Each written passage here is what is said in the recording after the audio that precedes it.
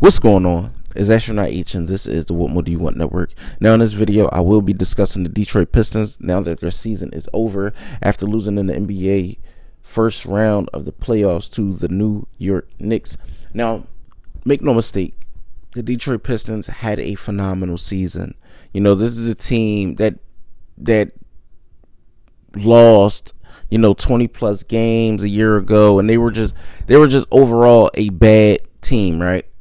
You look at talent wise, you like, how can they be that bad? They have guys like Jaden Ivey, Cade Cunningham, Jalen Duren.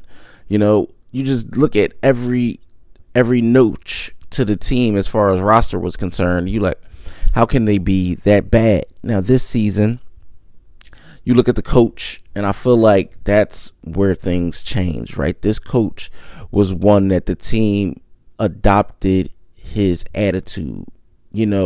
You've seen the team ultimately make the playoffs. You've seen a team that had an all-star. You've seen a team that was built around culture, and I think that was the first stepping stone in what they wanted to do this year. Build a culture, make sure your main guy is the main guy, and you build around him. You have guys, and then you put veterans in place. The Dennis Schroeder via trade. You sign a Tobias Harris. You have you have Beasley, Jalen Duren. You do lose Jaden Ivey due to injury, but with the acquisition of a Schroeder, that kind of helps soften the blow. And you look at Asar Thompson in only his year two. So what I've seen from the Pistons this season is definitely something to hang your hat on towards the future. I know things didn't go in the way they may have wanted in losing in the first round, but getting there, getting to the playoffs, getting the experience, knowing that, okay, next year we can build towards something. Next year we can ultimately have other pieces in place, maybe around K, because that's what I looked at in the playoffs. I'm like, where's the others? Because Tim Hardaway Jr. was okay in the series, but I believe it was the last game where he just was non-existent. So you need someone next to Cade who's extra consistent.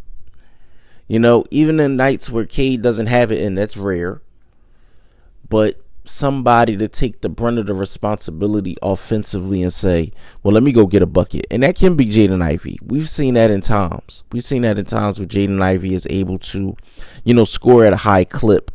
But, next year is going to be a marathon again. It's going to be an 82-game season again.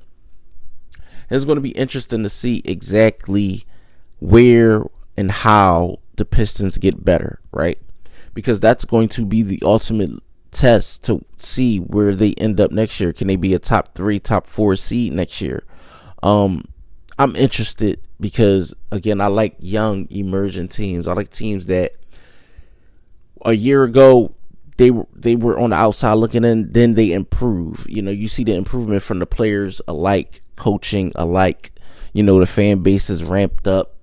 Get excited. You love to see Detroit basketball. That fan base, I think, was hungry, starving, and thirsty for playoff series, and they got that. Your team ultimately getting an opportunity to play almost in a game 7, but they just played a better New York Knicks team, especially with a star player like Jalen Brunson. So for me, I think, it's going to come down to what pieces they add around Cade Cunningham going forward. I feel like shooting is definitely something that they can look towards acquiring a shooter or two, because we know Cade is, streaky when it comes to threes, but I feel like the drive and kick game should be more fathomable, right? Yes, I know Tim Hardaway Jr., Tobias Harris, guys like that can make shots when they're open, But I feel like consistency is what separates the good teams from the great teams from the elite teams. And Detroit could have a possibility to have an elite young team. And it's weird because this is the only team that's young and elite is the Oklahoma City Thunder currently. So for the Pistons, if you can add another shooter, I feel like front court they're pretty solid there with Duran, and then your backup is Isaiah Stewart. I feel like as far as wings concerned, yes, you do have Tobias Harris, Tim Hardaway Jr., guys like Malik Beasley, Asar Thompson. But Asar Thompson is not really your 3-point shooter. And if he's going to be a starter, I believe he has to develop an outside shot. I feel like he has to develop some sort of outside shot. Now, I'm not saying for him to jack it up for 25 feet 10 times a game, but he has to develop some type of outside shot just to be a threat while on the floor. Because if teams know, he's super athletic, but if teams know the only thing you could do is get to the rim, they'll just load up on you when it's playoff time and you won't be able to get to the rim. So I think, Cade is going to get better going into next year. He's still very, very young. Jalen Duren is still very, very young. So your cornerstones and pieces of your franchise is going to be there long term.